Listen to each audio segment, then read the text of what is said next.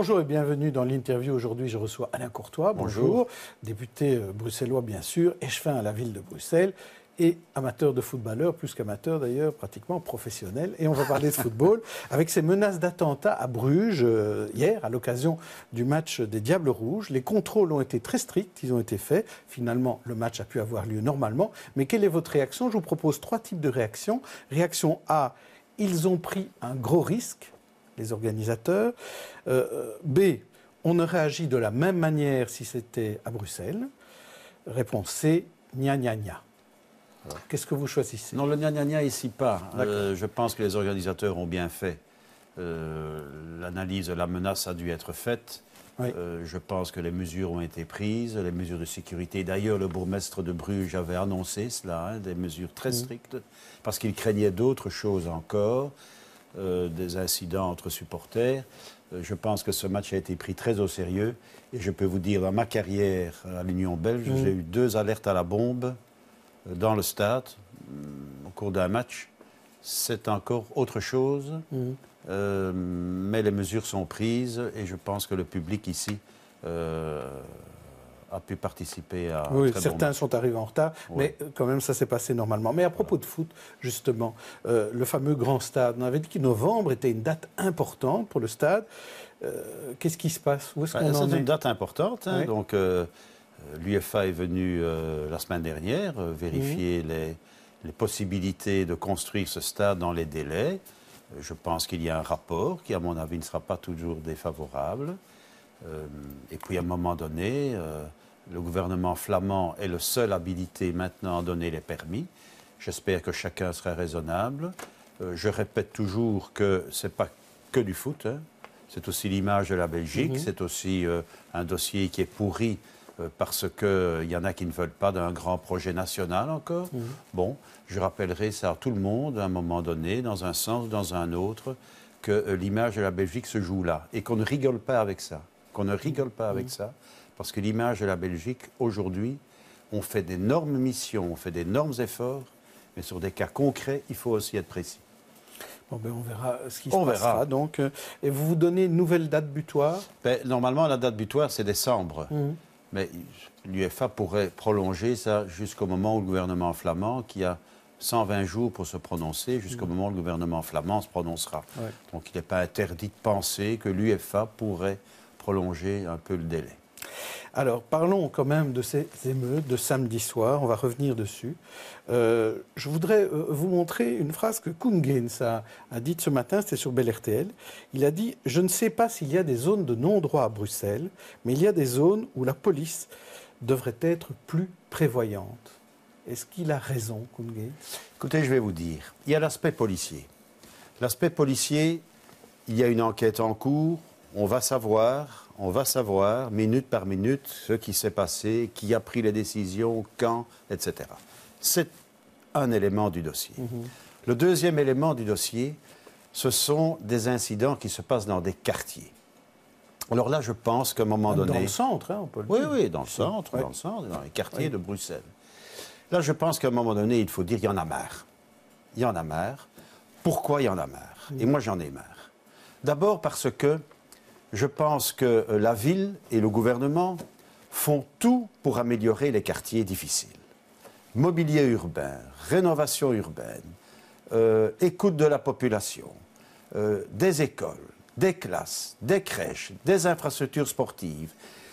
Le gouvernement, vous voyez comme je suis objectif, le gouvernement en matière d'emploi, le gouvernement régional, bruxellois, en matière d'emploi, fait tout son possible, en matière de formation, en matière d'aide et de pouvoir faire en sorte que ces jeunes aient de l'emploi. Et malgré cela, il y a encore des jeunes ou d'autres qui estiment qu'il y a à casser et qu'il y a à ne pas respecter la loi. Je pense que depuis longtemps, et j'insiste là-dessus, il y a une confiscation de la vérité. Il y a une confiscation de la réalité. Et je m'explique. J'ai été lundi encore, 2 fois dans ces quartiers. Là, mais on pourra en parler d'autres dans la région. Et j'ai écouté les commerçants. Et j'ai écouté les parents. Et qu'est-ce qu'ils me disent, ceux-là? Ils me disent, monsieur, il y a un laisser-aller ici, il y a un laisser-faire. Et je me dis, est-ce que c'est oser de dire la vérité que j'entends? C'est-à-dire, oui monsieur, il y a des personnes ici qui touchent le chômage, mais qui ont un autre emploi, qui est en fait la vente de drogue. Oui monsieur, il y a des gens ici, des femmes en particulier, qui dès qu'il fait noir n'osent pas se promener dans le quartier. Oui monsieur, il y a un véritable problème ici de bande dans le quartier. Alors je pense que depuis des années, on nous parle du vivre ensemble, etc. Moi, je veux d'abord le respect ensemble. D'abord le respect. Ensuite, on nous parle depuis des années des accommodements raisonnables. Une idiotie totale. Ces accommodements raisonnables, qu'est-ce qu'ils ont provoqué? Rien de bon.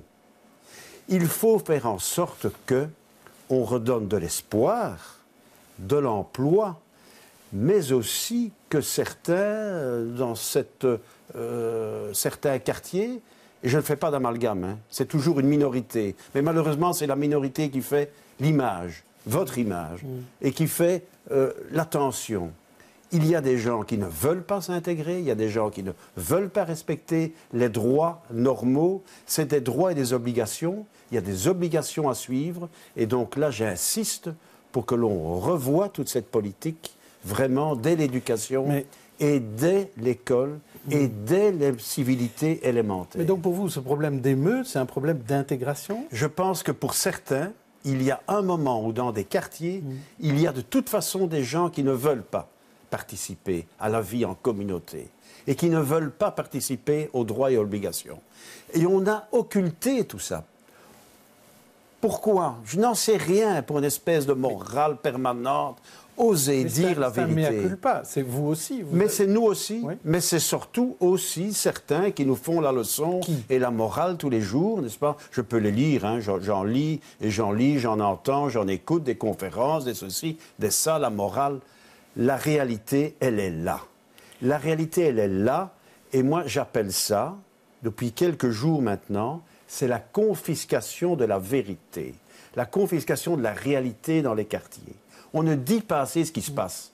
C'est notre rôle à nous, pouvoirs publics. C'est notre rôle quand j'entends le ministre Gaines qui dit la police, etc. C'est notre rôle à être à l'écoute. Nous faisons quand même suffisamment dans ces quartiers. Vous ne pensez pas? Nous dépensons énormément d'argent dans ces quartiers.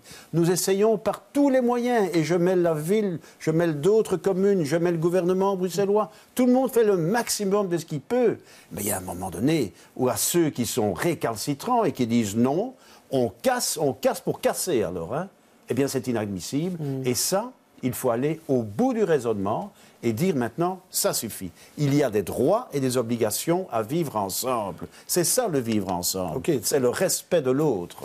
Je comprends ce que vous voulez nous dire, mais vous ne répondez pas sur l'aspect très factuel de ce qui s'est passé samedi soir. Il y a eu un manque de prévoyance des autorités de la ville? Je réponds à votre question en disant il y a deux temps. L'aspect police, n'est-ce pas? Je ne suis pas en charge de la police, mais l'aspect police est analysé. Je pense que il y avait des mesures qui avaient été préventives dans le sens où la police était quand même imaginée qu'après des matchs comme cela, où certains pays entrent en jeu, il y a déjà eu cela à Bruxelles, hein. Il y a d'autres communautés qui ont joué, etc., où la police était en prévention, etc. Bon, ici, les incidents ont été tels, ça a dégénéré. Sur le déroulé de tout cela, nous aurons des réponses bientôt. Vous aviez demandé lundi un rapport minute par minute. Oui, je l'aurai, semble-t-il, demain. Tant mieux, je l'aurai demain, on l'examinera, on verra ce qui s'est passé. Donc ça, c'est l'aspect police. Il y a suffisamment de personnes maintenant qui vont dire ce qu'il y avait à faire. Les gna-gna-gna, c'est là. Oui. Les gna-gna-gna, c'est là. Hein. Il n'y a qu'à faire ça, il n'y a qu'à faire ça, il n'y a qu'à faire ça. Police, on verra ce qu'il y avait à faire. Est-ce qu'il y aura à faire? Est-ce qu'il y a encore à faire? Mais il y a un autre aspect. Je m'excuse, monsieur. Oui. Je profite de votre antenne négligemment. Oui. Mais je profite pour dire qu'il y a un autre aspect sur lequel on ne doit plus rien occulter. Il y a des endroits, il y a plein de gens qui s'intègrent, qui sont...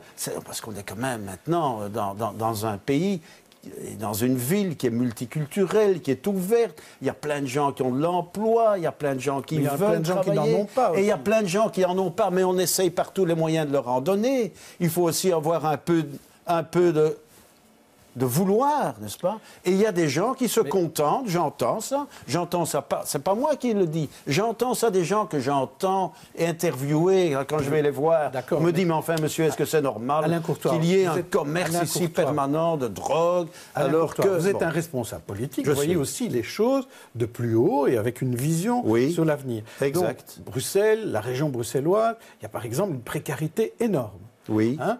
Pas dire que tous ces gens sont de mauvaise volonté et vivent dans une précarité. Mais je ne fais pas d'amalgame. Je l'ai dit, je ne fais pas d'amalgame. Je dis que certains, une minorité, sont en train de mettre en l'air, pour ne pas dire autre chose, de foutre en l'air, appelons les choses telles qu'elles sont, hein, le travail d'un gouvernement, le travail d'une ville, le travail de communes, hein, parce qu'il n'y a pas que chez nous, et le travail de tous ceux, de toutes ces organisations préventives, etc., qui essayent de travailler dans le bon sens, c'est-à-dire pour leur dire, mais essayons au moins de trouver au moins une occupation, de se projeter dans l'avenir. Mais il y en a qui ne veulent pas se projeter dans l'avenir. Et ça, c'est ça qui m'interpelle. C'est ça qui ne m'arrange pas. Mais je pense que ça, il faut oser le dire aujourd'hui. Mais une fois qu'on l'a dit, qu'est-ce qu'on fait? Écoutez, quand on dit allocation de chômage plus commerce de drogue, je pense qu'il faut, je vais être concret, plus de contrôle, ça c'est certain, plus de prévention, peut-être, plus de contrôles aussi fiscaux. Parce que moi, je suis toujours étonné de voir des jeunes, parfois, volants de bagnoles. Je me dis, mais où est-ce qu'ils vont chercher ça? Donc, et des contrôles sociaux, parce que ça, les commerçants m'en parlent aussi. Bon, OK, pas que seulement là, n'est-ce pas? Je pense que nous devons améliorer notre personnel pour les contrôles différents. Il y a des gens qui, eux, sont des gens qui sont là, qui ont l'impression de payer, et puis il y en a d'autres qui passent à travers tout comme ça, et ça, je ne peux pas admettre. Merci Alain Courtois. Demain, c'est Stéphanie Meyer qui recevra un invité dans l'interview. D'ici là, bonne journée, bonne soirée à tous.